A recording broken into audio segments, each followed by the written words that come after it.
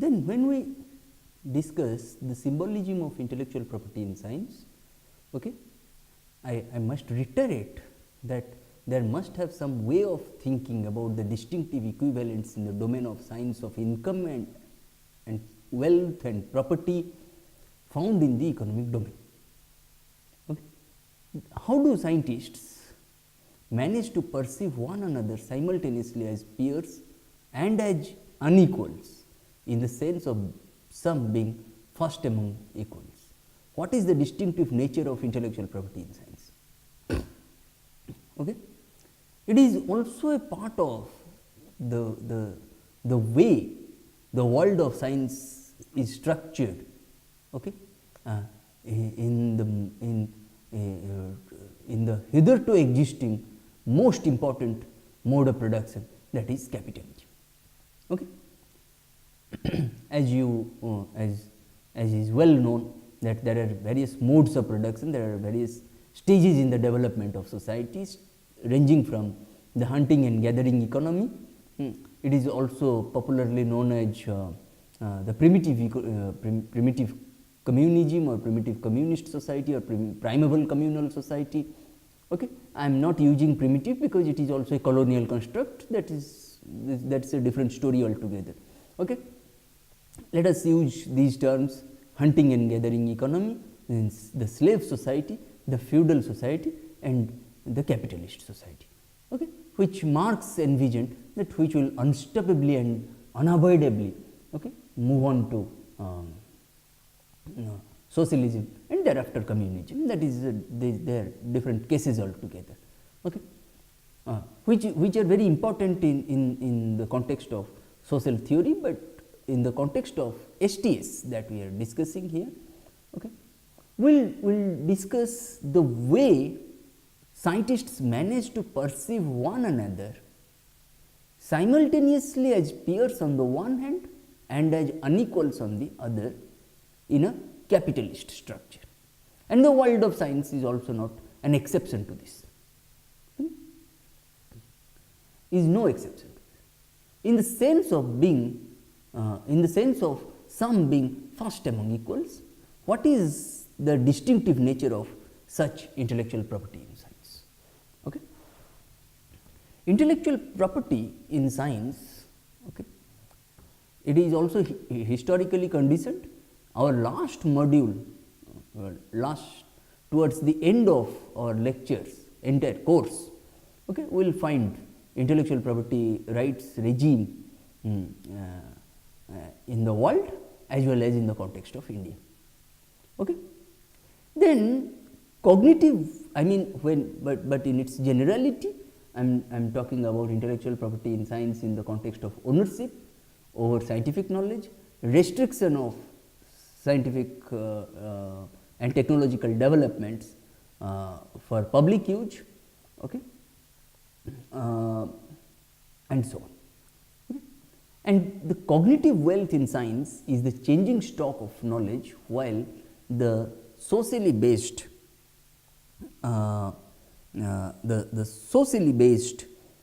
psychic income of scientists takes the form of pellets of peer recognition that aggregate into reputational wealth. And this conception directs us, okay, directs us to the question of the distinctive character of intellectual property in science. Okay. It is a seeming paradox, okay, which we started with Merton's work on cumulative advantage in science, okay, that once private property is established by giving its substance away. For in a long standing social reality, only when scientists have published their work and made it generally accessible, preferably in the public print of articles, monographs and books that enter the archives, does it become legitimately established as more or less securely theirs. Okay?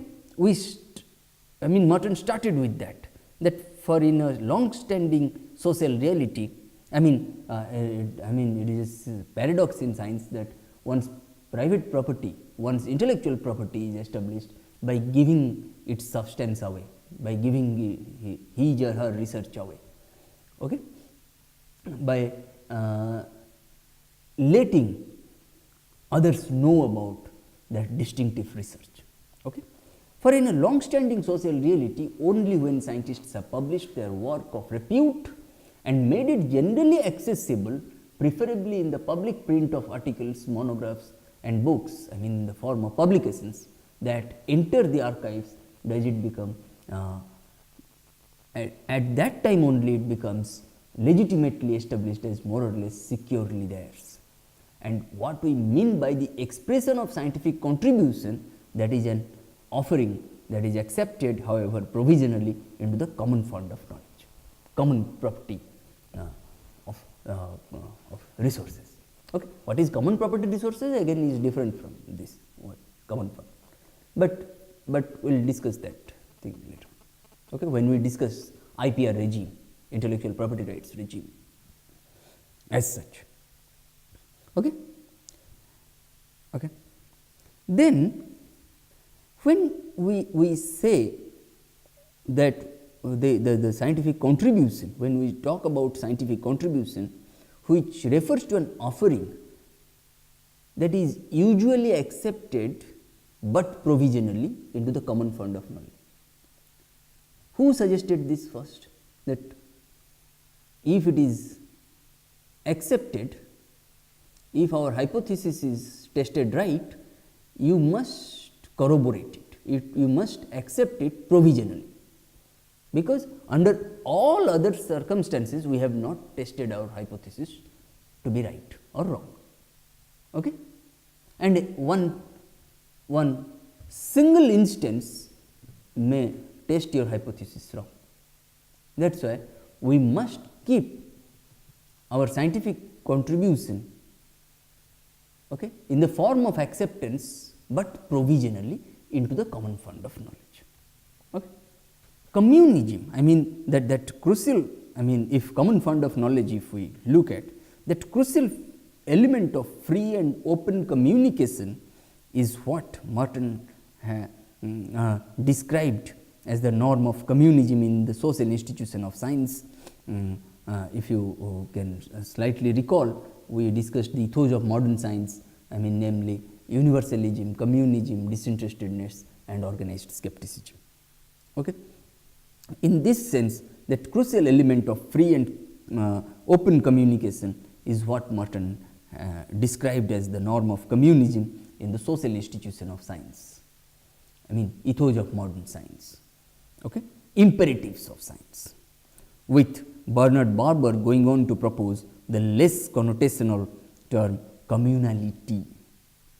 Indeed, long before the 19th century, okay, Marx adopted the watchword of a fully realized communist society, from each according to his abilities to each according to his needs. This was institutionalized practice in the communication system of science.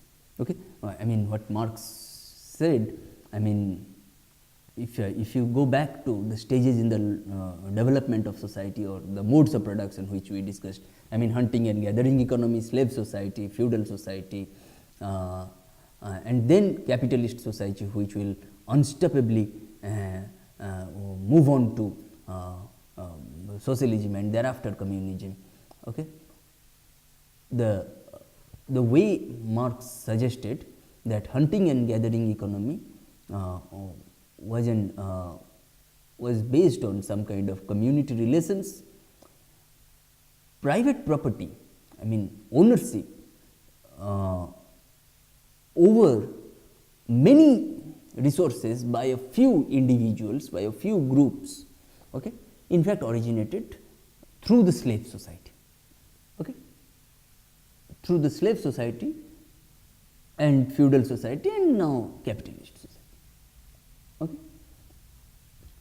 What is the difference between the slave society, the feudal society and the capitalist society on the one hand, and hunting and gathering economy and socialism and communism on the other?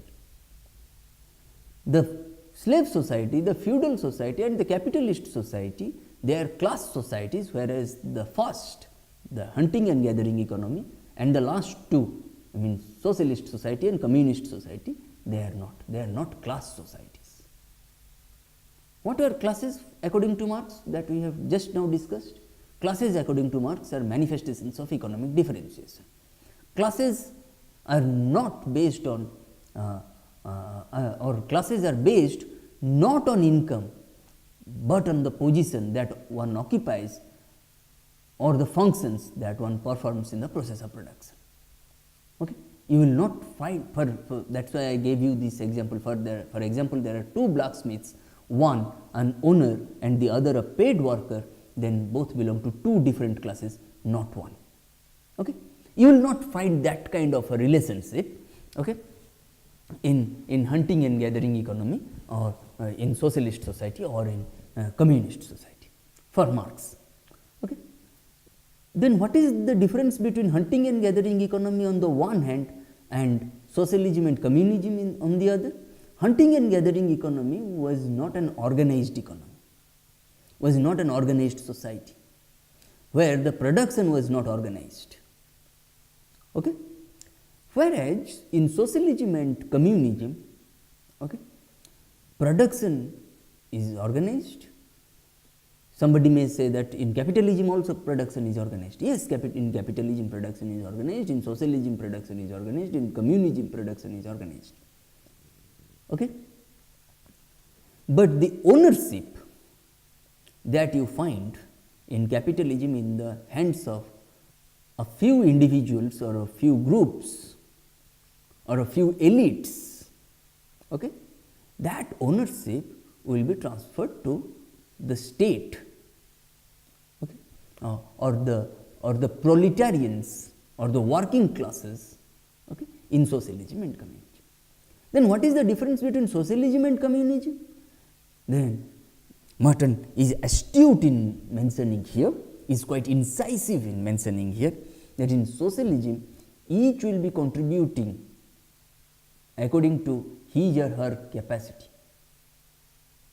and will be paid according to his or her work. Okay? I mean, in socialism each will be contributing according to his or her capacity, okay, or ability, and each will be paid according to his or her work. Whereas in communism, each will be contributing according to his or her capacity and will be paid according to his or her needs. Okay? That is why long before, I mean the 19th century, long before the 19th century, Marx adopted the watchword of a fully realized communist society, from each according to his abilities to, I mean work, to each according to his or her needs. This was an institutionalized practice in the communication system of science. Okay? In fact, this is very important to understand this. Okay? I mean, when we look at this, that the transition from each according to his ability, his or her abilities, to each according to his or her needs, okay, this is not a matter of human nature or nature given altruism. That is why communism is an institutionalized practice in the communication system of science. This is not a matter of human nature or of nature given altruism. Okay? Institutional arrangements have evolved to motivate scientists to contribute freely to the commonwealth of knowledge according to their trained capacities, just as they can freely take from that commonwealth that they need. Moreover, since a fund of knowledge is not diminished through exceedingly intensive use by members of the scientific collectivity, indeed, it is presumably augmented that virtually free and common good. Okay?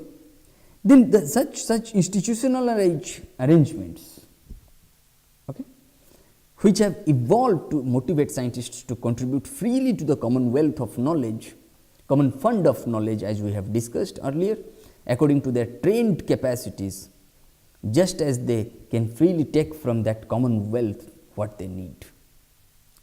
Moreover, since a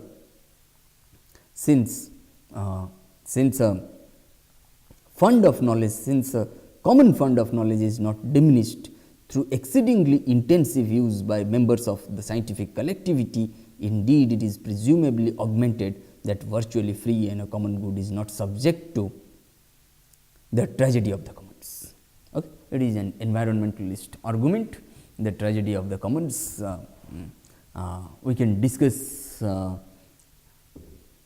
as a not as a prefatory remark, but what is when we will wrap up this discussion, we will discuss common the tragedy of the commons. Okay. In fact, the power over those common that common fund of knowledge, okay, or the power over resources, the power over common property resources, okay, the power over natural resources has in reality been translated into the power over people. Okay. The tragedy of the commons is a term coined by Garrett Hardin. Okay. First the erosion. What is that? The tragedy of the commons. First the erosion and then the destruction of a common resource by the individually rational and collectively irrational exploitation of it.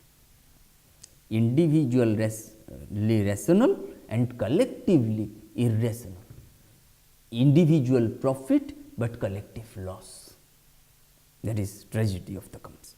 In the commons of science, it is structurally the case that the give and the take both work to enlarge the common resource of accessible knowledge. Okay. Then, are you able to follow what I mean? That the kind of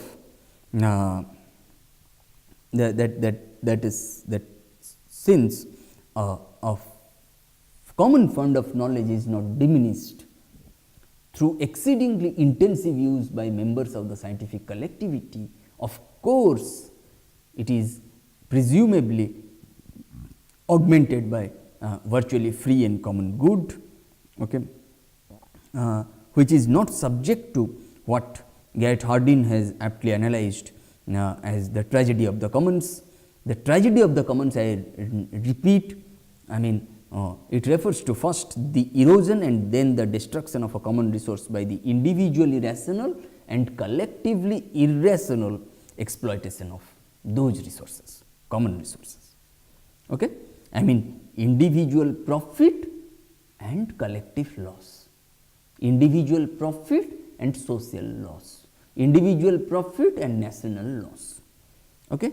And in the commons of science, it is structurally the case that the give and the take, the quid pro quo system, give and take relations. In the commons of science, it is structurally the case that the give and the take both work to enlarge the common resource of accessible knowledge. Okay? The structure, the structure and dynamics of this system are reasonably clear. Since positive recognition by peers is the basic form of extrinsic reward in science, all other extrinsic rewards such as monetary income from science connected activities, advancement in the hierarchy of scientists and enlarged access to human and material scientific capital derive from it. Okay? But obviously, peer recognition can be widely accorded only when the correctly attributed work is widely known in the pertinent scientific community. Along with the motivating intrinsic reward of term, okay, along with the motivating intrinsic reward of working on a scientific problem and solving it, this kind of extrinsic reward system provides great incentive for engaging in the often arduous and tedious labors required to produce results that enrich the attention of qualified peers and are put to use by some of them. And this system of open publication that makes for the advancement of scientific knowledge requires normatively guided reciprocities. Okay? We have already discussed what is the normative institutional framework of science, structure of science, okay? In the context of ethos of modern science. It can operate effectively only if the practice of making one's work communally accessible is supported by the correlative practice in which scientists who make use of that work acknowledge having done so. In effect, they thus reaffirm the property rights of the scientist to whom they are then and there indebted. This amounts to a pattern of legitimate appropriation as opposed to the pattern of illegitimate expropriation, that is called plagiarism. Okay? Then, when we look at this system of open publication, which makes for the advancement of scientific knowledge that requires normatively guided reciprocities, normatively guided framework, okay? Institutional framework, institutional structure. Okay? It can operate effectively only if the practice of making one's work communally accessible is supported by the correlative practice of making one's work. It can operate effectively only if the practice of making one's work communally accessible is supported by the correlative practice in which the practitioners of science who make use of that work acknowledge having done so. In effect, they reaffirm the property rights of the scientist, intellectual property rights of the scientists, of the practitioners of science to whom they are often then and there indebted. And this amounts to a pattern of legitimate appropriation as opposed to the pattern of illegitimate expropriation as is seen in the case of plagiarism. Okay? We thus begin to see that the institutionalized practice of citations and references, what is that plagiarism? When you quote somebody without acknowledging the source. Okay? You cite somebody without acknowledging the source. Okay?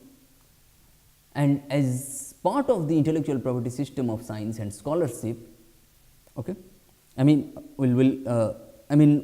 then begin to see the institutionalized practice of citations and references in the sphere of learning, okay, is not a trivial matter. It is very important. While many a general reader, that is, the lay reader located outside the domain of science and scholarship, may regard the lowly footnote or the remote endnote or the bibliographic parenthesis as a dispensable nuisance, it can be argued that these are in truth central to the incentive system and an underlying sense of distributive justice that do much to energize the advancement of knowledge. Okay? Then as part of the intellectual property system of science and scholarship, references and citations serve two types of functions. One is instrumental cognitive functions and secondly symbolic institutional functions. One is instrumental cognitive functions, it must have an objective and symbolic, okay, that you acknowledge the source. Okay.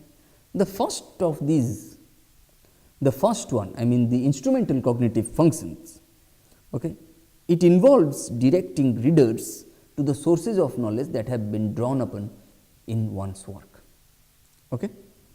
This enables research oriented readers, if they are so minded, to assess for themselves the knowledge claims, the ideas, the findings in the cited source, to draw upon the other pertinent materials in that source that may not have been utilized by the citing intermediary publication, and to be directed in turn by the cited work to other prior resources that may have been obliterated by their incorporation in the intermediary publication. Okay?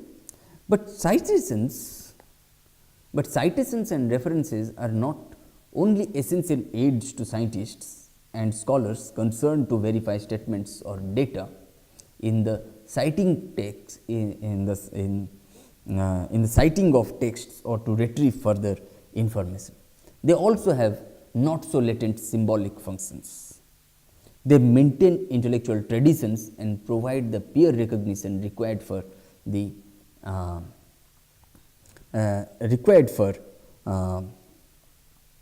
effective working of science as a social activity. Okay. Then Merton tried to look at many works, in fact, okay, of Newton and others, and then the kind of study that Merton along with Harriet Zuckerman carried out. Okay. They have taken a note of how Henry Oldenburg, the editor of the the editor of the Transactions of the Royal Society in 17th century England, induced the emerging new breed of scientists to abandon a frequent long-standing practice of sustained secrecy and to adhere instead to the new form of free communication through a motivating exchange, open disclosure in exchange for institutionally guaranteed honorific property rights in the new knowledge given to others. That historically evolving set of complementary role obligations has taken deep institutional root. A composite cognitive and moral framework calls for the systematic use of references and citations. As with all normative constraints in society, the depth and consequential force of the moral obligation to acknowledge one's sources become most evident when the norm is violated and the violation is publicly visible. Okay? If you do not cite some sources, okay, then it amounts to plagiarism, it amounts to unethical conduct in science, okay, in research as such. The failure to cite the original text that one has quoted at length or draw upon becomes socially defined as theft, as intellectual larceny, or as it is better known since at least the 17th century as plagiary. Plagiary involves expropriating the one kind of private property that even the dedicated abolitionist of private productive property, as Merton mentioned, Karl Marx passionately regarded as inalienable, as witness his preface to the first edition of Capital and his further thunderings on the subject throughout that revolutionary work. To recapitulate, the bibliographic note, the reference to a source, is not merely a grace note affixed by way of erudite ornamentation. That is, that it can be so used or abused does not, of course, negate its core uses. The reference serves both instrumental and symbolic functions in the transmission and enlargement of knowledge. Instrumentally, okay, both instrumentally as well as symbolically. Okay.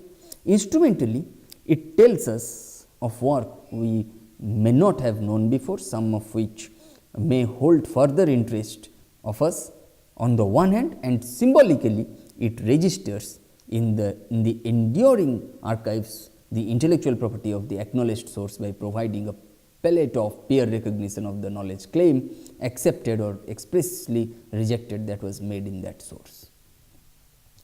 Intellectual property in the scientific domain that takes the form of cognition recognition by peers is sustained then by a code of common law. This provides socially patterned incentives apart from the intrinsic interest in inquiry for attempt in do good scientific work and for giving it over to the common wealth of science in the form of an open contribution available to all who would make use of it. just as the common law exacts the correlative obligation on the part of the users to provide the reward of peer recognition by reference to that contribution. Okay? Merton tried to look at this. Such intellectual property in the scientific domain provides socially patterned incentives apart from the intrinsic interest in inquiry for attempt in doing good scientific work and for giving it over to the common.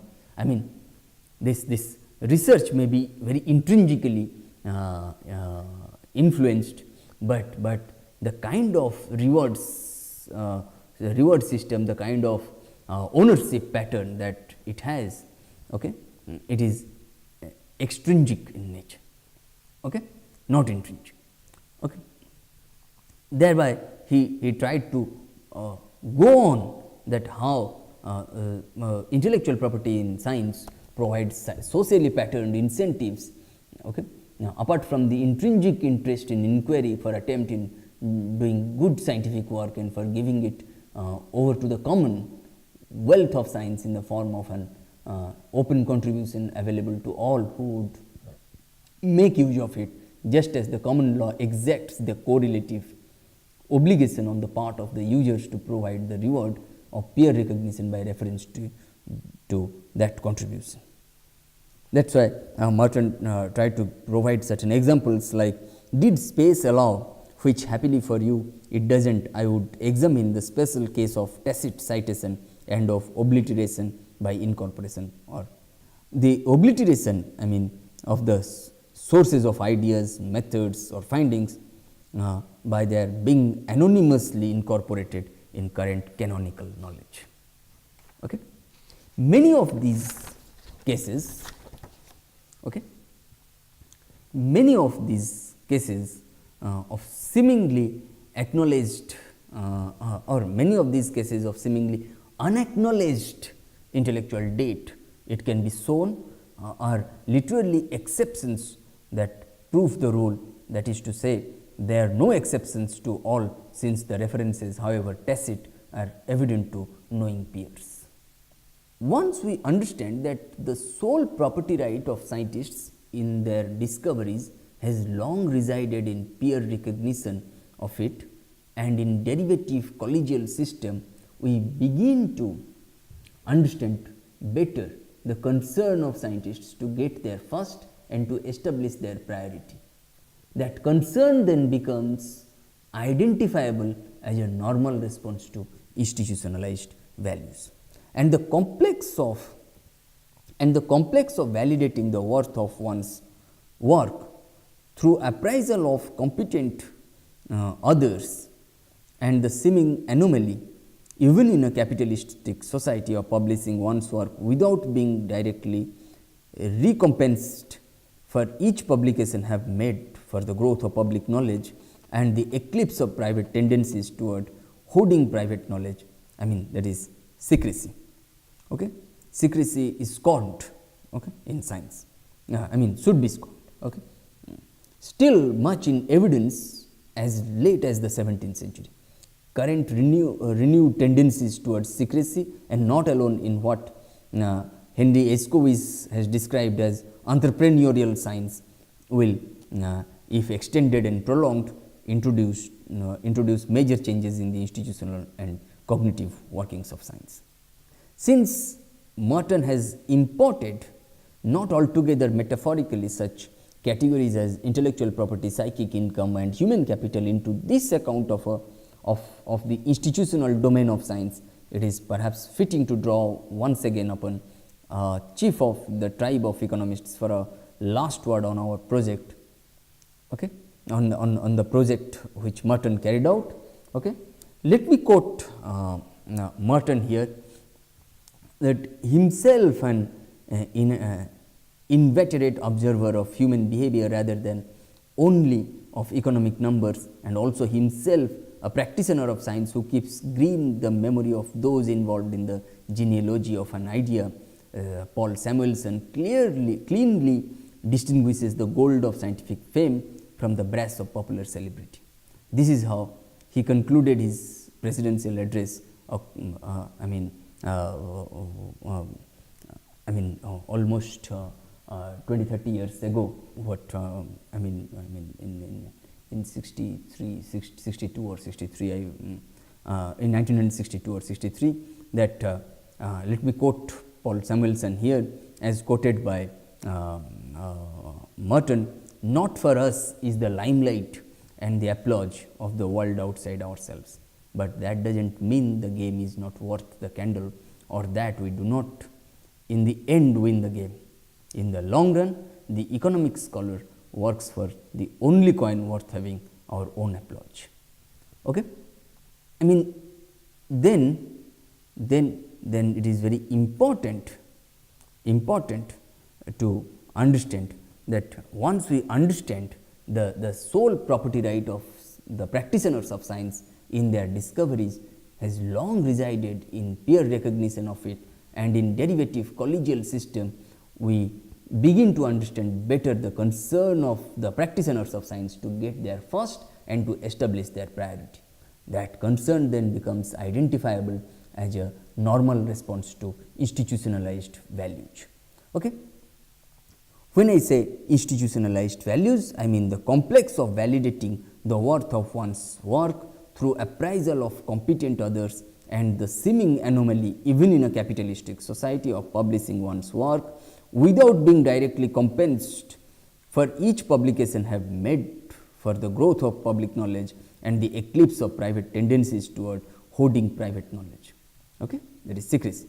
Still much in evidence as late as the 17th century. Okay?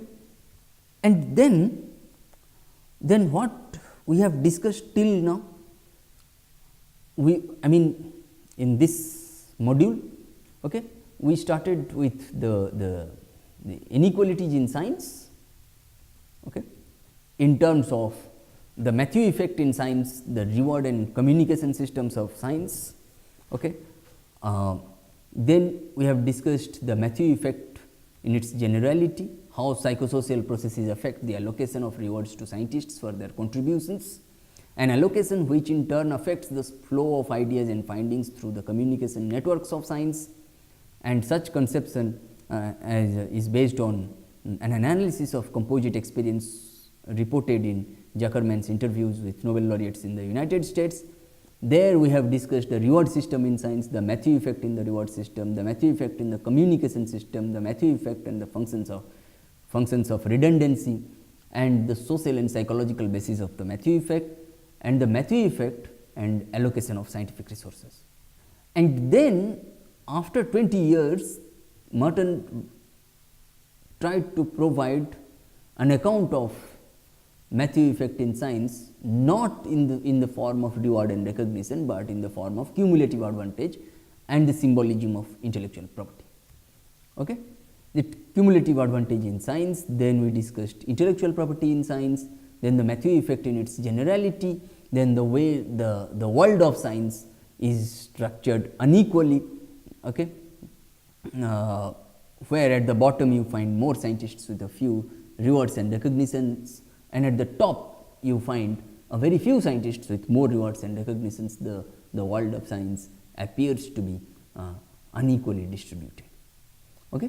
That is why we have discussed how the world is peculiar in this matter, how it gives credit. It tends to give the credit to already famous people.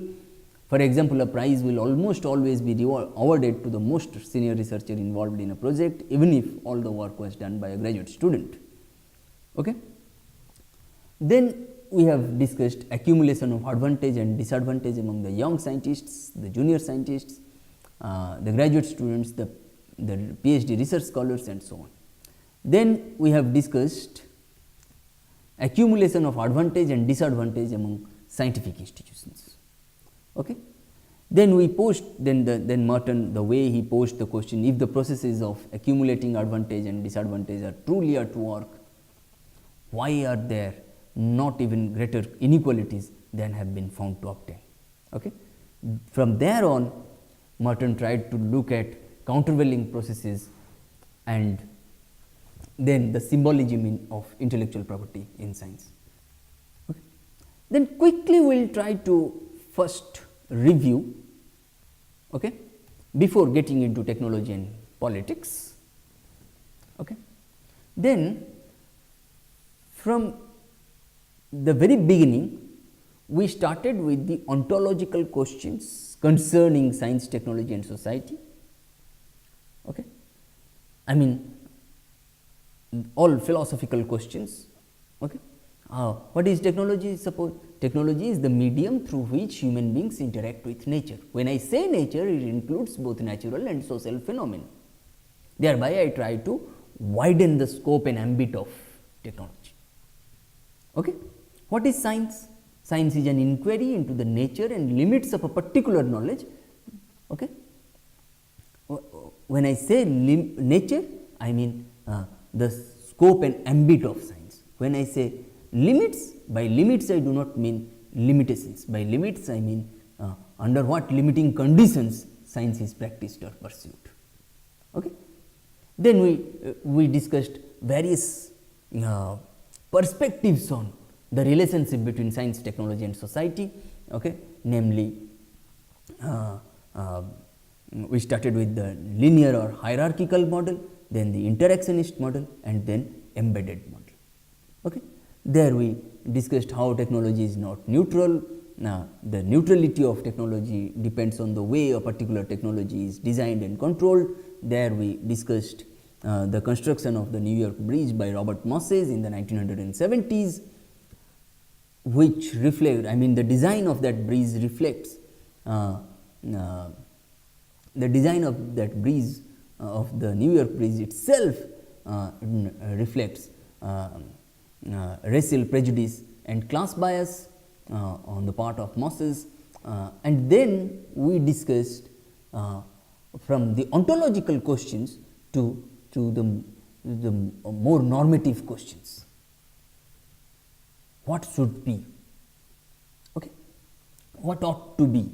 Okay. There we discussed the normative structure of science by Merton, ethos of modern science, namely universalism, communism, disinterestedness and organized skepticism. Okay. From there onward, what we did, but what is at stake today? Okay. The such inequalities which persist, and those ethos of modern science are expected to overcome such inequalities in the form of, suppose in the form of communism. And such inequalities in science we have discussed in terms of rewards and recognitions, in terms of cumulative advantage, in the form of symbolism of intellectual property and so on. Okay. From now onward, what we are going to do, we will discuss the way two processes, two forces of production, okay, namely technology and politics. When I say politics, you may look at it as a combination of economy, culture and polity. Okay. Because when we discuss this, we'll first start with technological shaping of society. It is a general common view that as if technology determines what kind of an economy or a culture or polity we are going to have. Okay. As against this, we also have social shaping of technology. Okay. Why we say that the technological shaping of society is not tenable, it is untenable, precisely because if a particular technology determines everything, if computer determines the way US is designed today, then the computer would also have designed India that way, but they are different, right.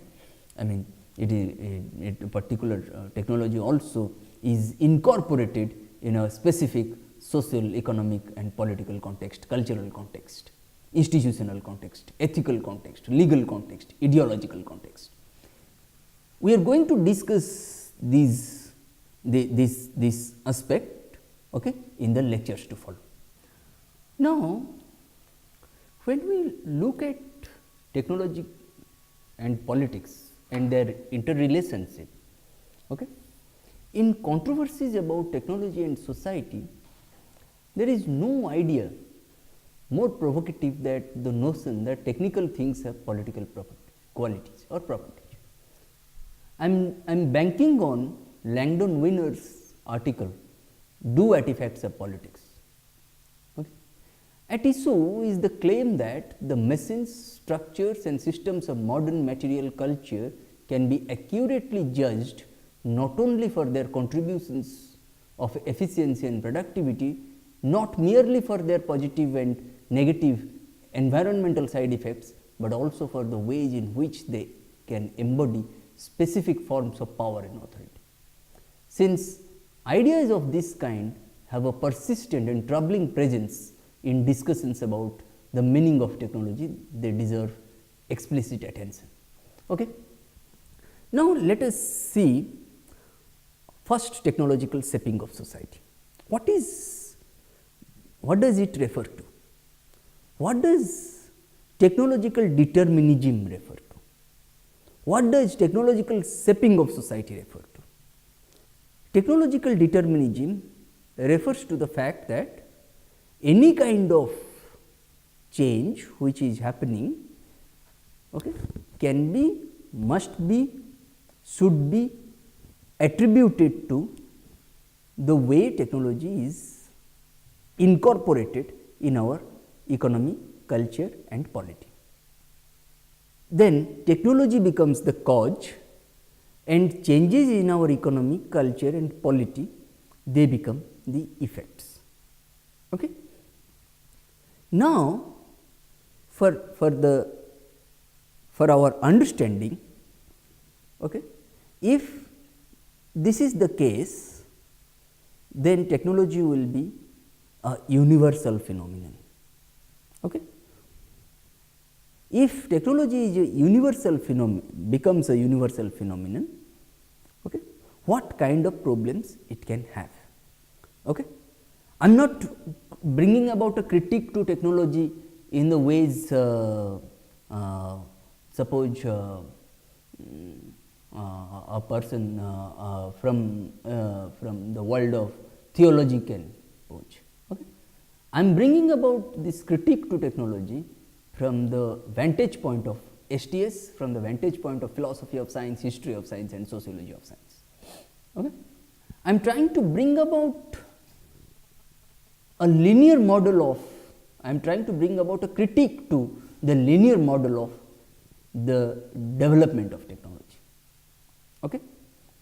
In this case, how technologies can shape society? How can a particular technology influence society? We have seen when computers were introduced in India, okay, India also faced so much of unemployment, okay, initially. Okay. But now we cannot think beyond computer, I mean we cannot think independent of computers. Okay. It is very important, okay. I am not denying, we are not denying that. What scholars of STS they have been trying to do, they have been trying to locate technology in a specific social and political context. Therein lies the significance of such debate on how technology is politically maneuvered, economically determined, socially and culturally influenced, and whether,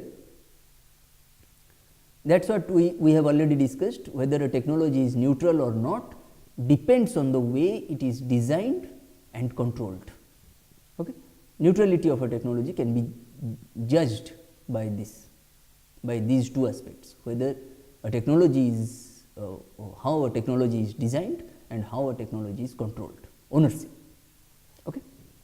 It is not simply important that how technology, what is the contribution of technology. Okay. The contributions of any technological system may be seen in the form of efficiency and productivity, may be seen in the form of or you can say that technology may be evaluated in terms of positive and negative environmental side effects. but more importantly, a technology must be evaluated in the ways in which a particular technology can embody specific forms of power and authority. Okay? In rudimentary sociology, there is a difference between power and authority.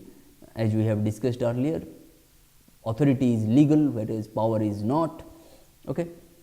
But we are using these two terms interchangeably here for the time being, but keep this in mind that the power and authority, they are not same. Okay?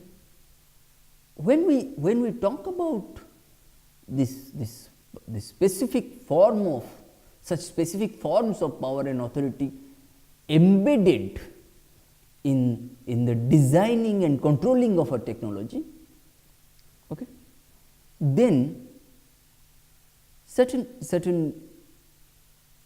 persistent and troubling presence in the discussions about the meaning of technology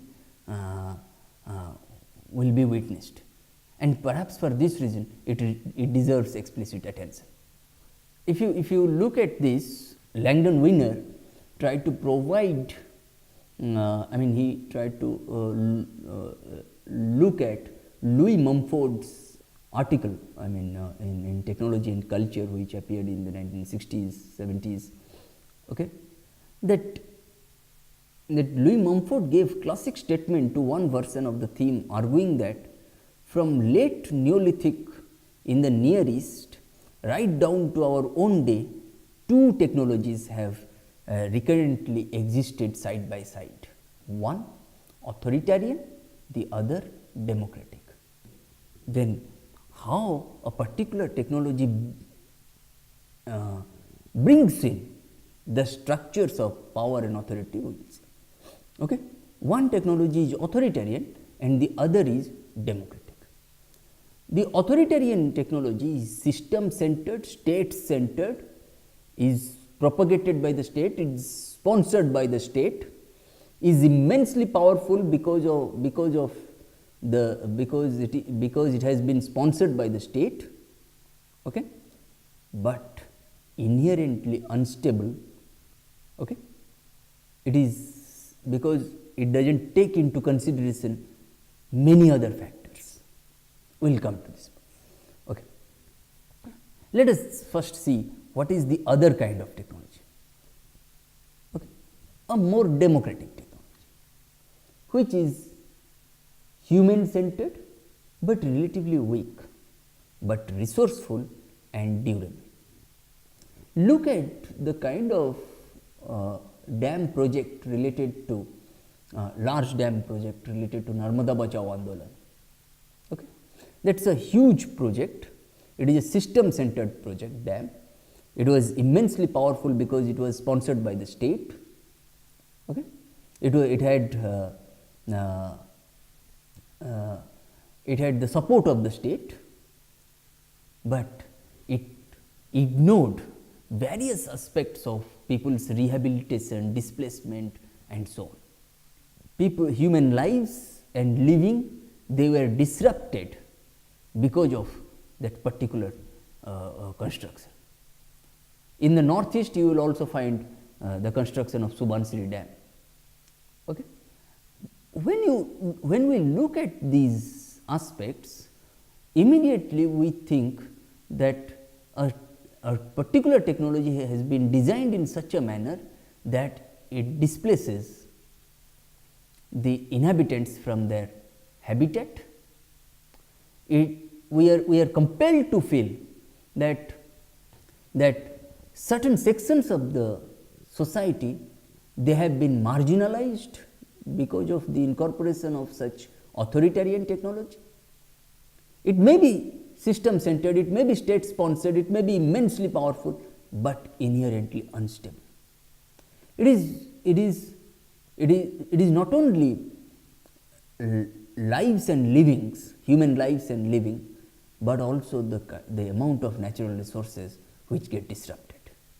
Okay? In the form of water, in the form of forestry, in all sorts of natural resources. Okay? The other, the democratic technology, okay, which is human centered, it may be relatively weak, but resourceful and durable.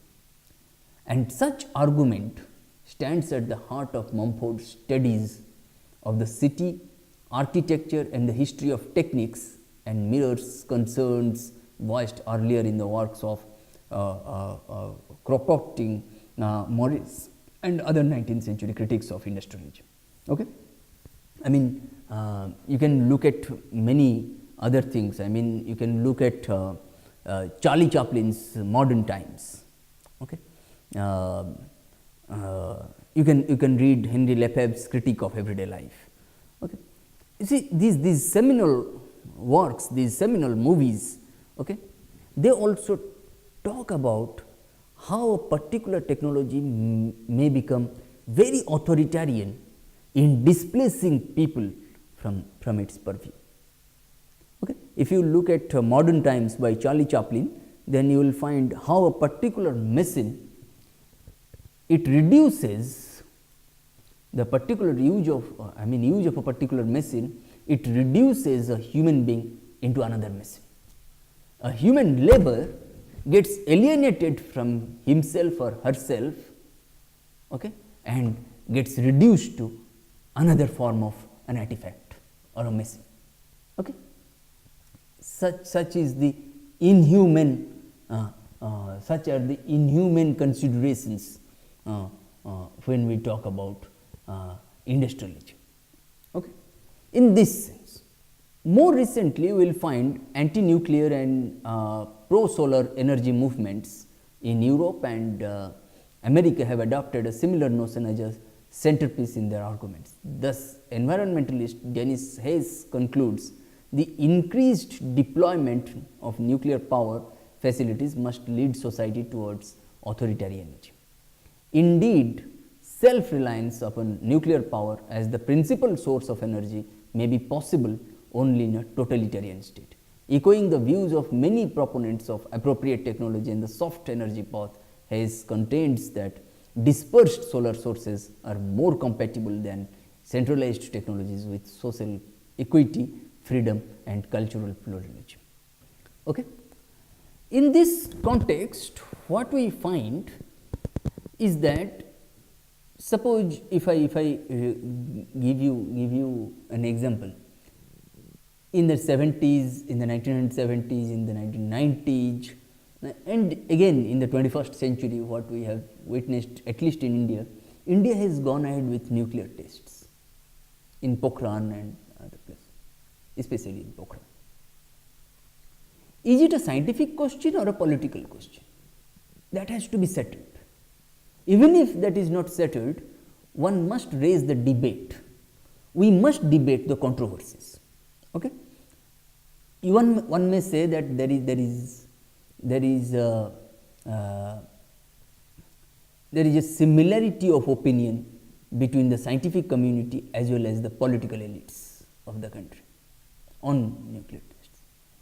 But the debate does not end here. Even the scientific community, the scientific authority and the political powerhouses, political establishments, okay, they are not unanimous on this question. Okay. That is why the debate is still on. Is it a political question or a scientific question? Okay. It is important for a researcher to understand the dynamics. Okay. That is why when we talk about the increased, the way Hess pointed out that the increased deployment of nuclear power facilities must lead society towards authoritarianism. Indeed, self-reliance upon nuclear power as the principal source of energy may be possible only in a totalitarian state. Hess contends that dispersed solar sources are more compatible than centralized technologies with social equity, freedom and cultural pluralism. Okay? And an eagerness to interpret technical artifacts in political language is by no means the exclusive property of critics of large-scale high technology systems.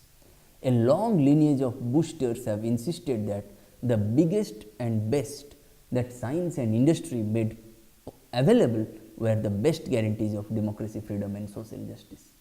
The factory system, automobile, telephone, radio, television, the space program and of course nuclear power itself have all at one time or another been described as democratizing, liberating forces. Okay?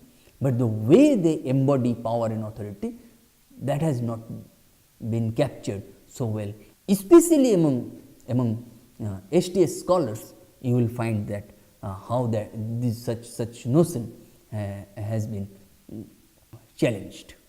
Okay.